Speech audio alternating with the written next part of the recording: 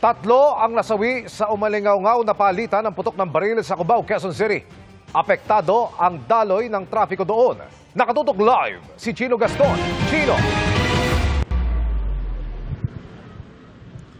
Emil, tatlong bangkay ang inabutan nating nakahandusay dito sa isang bahagi ng 13th Avenue sa Cubao, Quezon City matapos ang napabalitang buy-bust operation ng PNP Drug Enforcement Group ngayong hapon.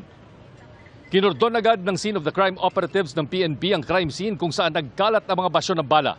Isang kulay brown na karton ang kinuha ng mga pulis at sa isang lamesa ay binuksan. Sa loob nakita ang mas maliliit na mga pakete na nakabalot ng packing tape. Sa loob na nakabalot ng packing tape. Isang paper bag ng umano'y buy-bust money ang inimbentaryo rin ng mga otoridad. Wala pa tayong opisyal na pahayag mula sa PNP, PDEG sa ngayon.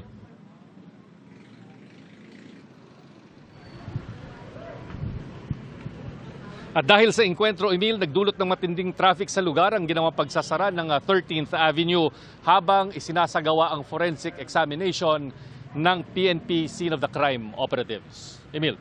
Maraming salamat, Chino Gaston.